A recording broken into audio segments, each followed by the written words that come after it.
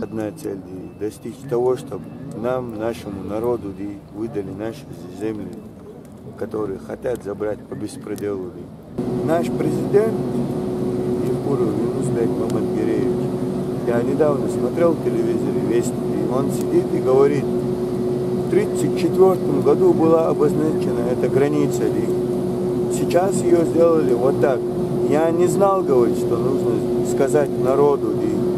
Как не знал? Почему он знал, что в 1934 году она была такой? Почему он знал, что ее не надо поставить? Почему он знал, что в Зафартангой было так? Он знал это, он знал, что нужно сказать народу. Вот если примерно он вышел и сказал бы народу, что вот народ, сегодня сложилась вот такая ситуация, и сегодня мы должны поступить вот так, и мы должны вот хотим, я хочу вот отдать, чем я это говорю. Ни один не отказал бы. Таких людей, которые живут именно на этих землях.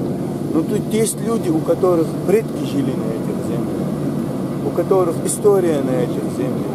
И люди хотят защитить свою историю. Вот.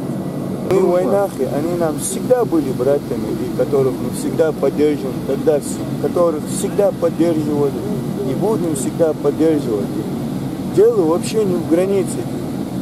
Дело в том, что с нами не обсудить, с нами, на нас, можно сказать, просто положили и отдали наши земли.